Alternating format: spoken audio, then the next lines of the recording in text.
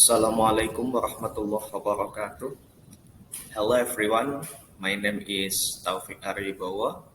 Now I will present my proposal of classroom action research entitled The Use of Role-Play Method to Improve Student Speaking Skill of Ninth Grade of SMP Negeri 25 Banjarmasin.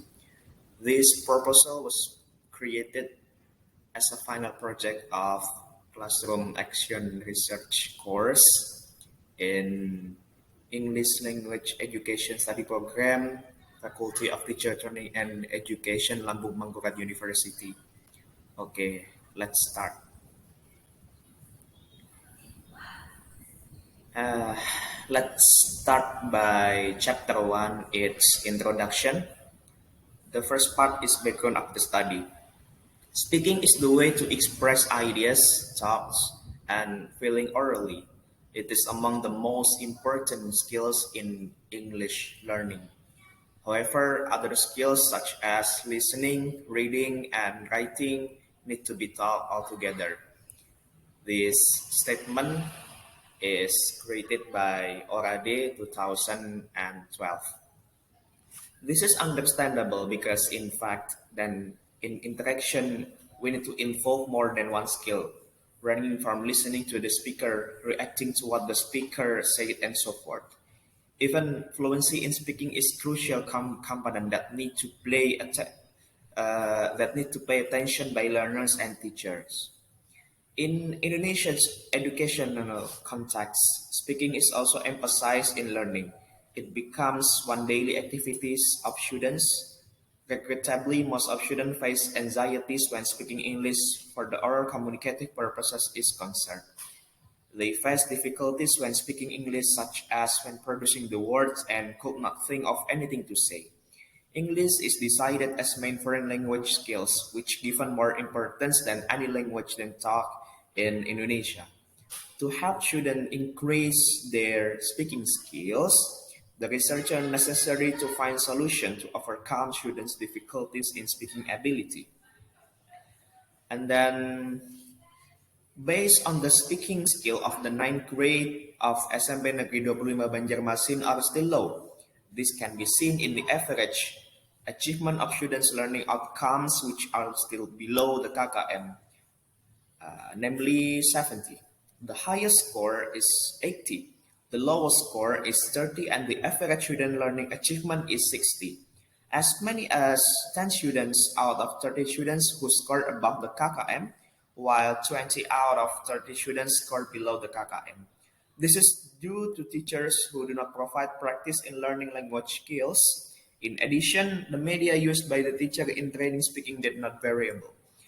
The researcher chose role-play as a method to practice speaking English skills. Role-play is a kind of movement game in which there are goals, rules, and at the same time involves an element of pleasure. The statement was created by Jill Hatfield, 1986.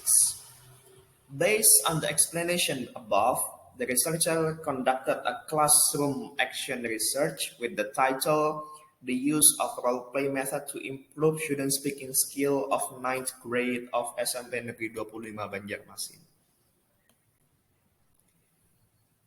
And then we move to the statement of the problem. The statement of the problem in this research, how is role-play method can improve student speaking skills of ninth grade at SMP Negeri 25 Banjarmasin. And then this is the objectives of the study. The objectives of the study was to find out the improvement in speaking skills of ninth grade through the role-play method at SMP Negeri 25 Banjarmasin. And then this is the significance of the study. There are two significance of the study, namely theoretical benefit and practical benefit. The theoretical benefit is to provide information about the extent to which the use of the role-play method to improve speaking skills of ninth grade of SMP Negeri 25 Banjarmasin in learning English. If students are interested in learning to speak through the role-play method, then the learning outcomes of speaking can increase. And then the practical benefit are three component. The first one is for students. For the ninth grade of SMA Negeri 25 Banjarmasin, this research is to find out the improvement of speaking skills through the role play method. And then the second is for English teacher. This research is expected to provide new knowledge in developing a variety of instructional media. Thus, the teachers can use a more varied learning media. And then the last one is for the researcher. This research can be used as a reference in developing research on learning media. And then the next is chapter 2, literature review. The first part is definition of speaking. In Webster's New Word Dictionary, speaking is to say words orally, communicate by talking, make a request, and make a speech. Noonan, 1995. According to Cheney, 1998, speaking is the process of making and sharing meaning by using verbal and nonverbal symbols in different contexts.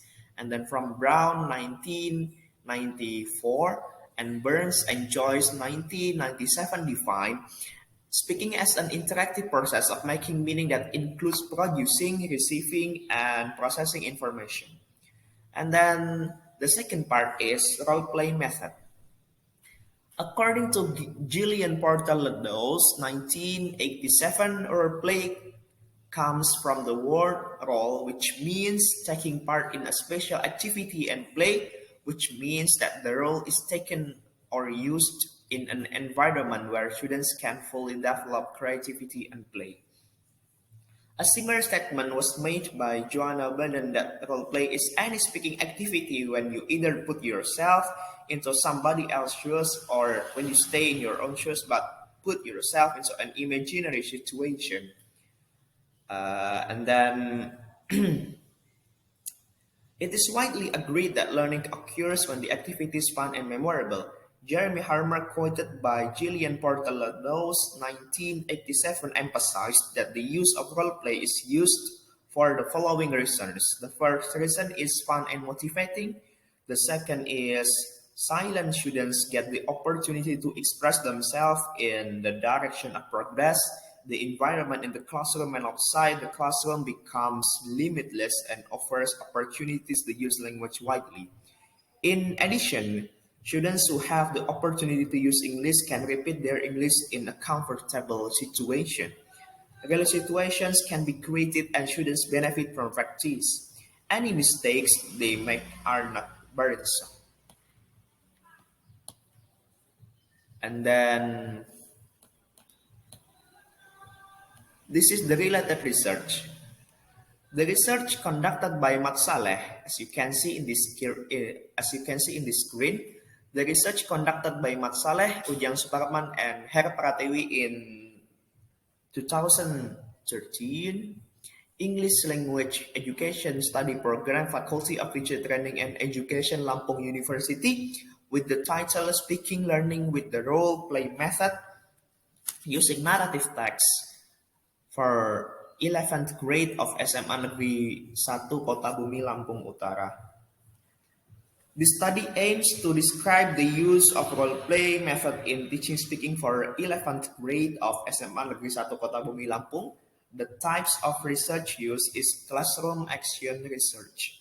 The similarities, the study are both examines the use of the role-play method in speaking, and then the difference between both of this research is that the study uses objects from 9th grade students of SMP Negeri 25 Banjarmasin. And then we move to the thinking framework. Let's see this flow of thinking framework from classroom action research with the purpose to improve speaking skills through the role-play method in 9th grade of SMP Negeri 25 Banjarmasin is described in the following schemes. Okay, let's see the first one. The first condition. The The first condition is three. The first one is low speaking ability of 9th grade of SMP 25 Banjarmasin, and then the second, lack of students' interest in learning English, especially when speaking, and lack of the use of learning media. And then the action from this particular condition, and then we move to the action. The action is, in learning English, the teacher uses the role play method through stages. There are two cycles here, the first cycle and then the second cycle.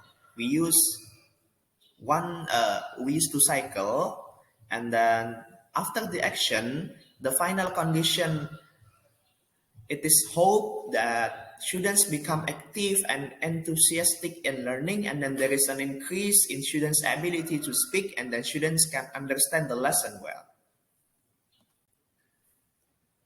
Okay, and then we move to the research hypothesis. The hypothesis in this classroom action research is that the use of role-play method is thought to improve the speaking ability of 9th grade of SMP Negeri 25 Banjarmasin. And then we move to the research method. The first one is research setting and subject. This research was conducted at SMP Negeri 25 Banjarmasin. The subjects of the study were 9th grade. There were 27 students, consist of 14 male students and 13 female students. And then the source of research data is by tests, questionnaires, and observation. The other data sources are English teachers, which are taken to observation and activity questionnaires.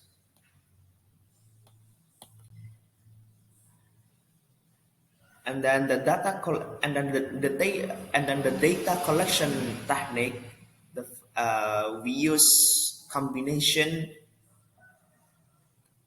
qualitative and quantitative. The qualitative method is research instrument in the form of interview sheets, student activity observation sheet, teacher activity observation sheet, and field notes. And then the quantitative method, we use mean, median, highest, and lowest scores. The following formula calculates the mean as below.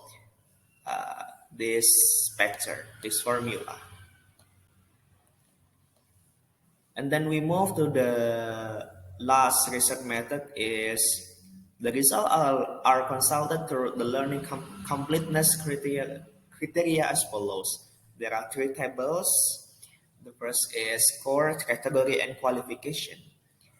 And for the questionnaire obtained from the observation of teachers and students assessed quantitatively. Following categories of this assessment as follows: 0 score if there is no descriptor, and then 1 score if there is one descriptor appears, and 2 score if there is 2 descriptor appears, and then 3 score if there is 3 descriptor appears, and then 4 score if there is 4 descriptor appears. And then this is the research procedures. There are stages. This is the stages of classroom action research according to Ari Kunto 2014 and 16. There are 4 stages in this classroom action research, namely planning, and then implementing, observing, and reflecting. Let's start from the planning first. Sebelum melaksanakan penelitian tindakan kelas atau classroom action research, seorang guru hendaknya mempersiapkan terlebih dahulu konsepnya dengan membuat perencanaan dalam bentuk tulisan yang biasa kita sebut dengan RPP. And then dalam melakukan langkah perencanaan ini atau planning, kita perlu mempertimbangkan hal tersebut. Yang pertama adalah membuat skenario pembelajaran. Skenario pembelajaran merupakan bagian utama yang harus disiapkan dalam penulisan laporan atau penulisan proposal in classroom action research. Karena skenario pembelajaran atau RPP mencerminkan upaya atau strategi yang akan dilakukan oleh guru dalam proses pembelajaran secara sistematis. And then yang kedua, membuat lembaran observasi. Menurut Ari, menurut Ari Kunto 2013 199 observasi adalah sebagai sebuah aktivitas yang sempit, yakni memperhatikan sesuatu dengan mata. Jadi di saat kita membuat sebuah RPP, kita perlu melakukan observasi terhadap kondisi kelas tersebut sebelum melakukan proses pembelajaran. And then yang ketiga adalah mendesain alat evaluasi. Untuk dapat mengetahui hasil tindakan pada setiap pertemuan pembelajaran, seorang guru harus membuat desain alat evaluasi yang digunakan seperti tes lisan, objektif, soal uraian, dan soal terbuka sebagai hasil evaluasi terhadap pembelajaran siswa yang nanti akan kita teliti sebagai laporan classroom action research. And then yang kedua adalah acting atau tindakan. Tahap ini adalah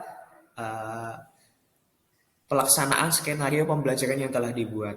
Ya, tindakannya adalah yang perlu dipertimbangkan adalah apakah ada kesesuaian antara pelaksanaan dan perencanaan, apakah proses tindakan yang dilakukan pada siswa cukup lancar, bagaimanakah situasi proses tindakan, dan apakah siswa melaksanakan dengan bersemangat, melaksanakan kegiatan pembelajaran, dan the last one is bagaimanakah hasil keseluruhan dari tindakan tersebut.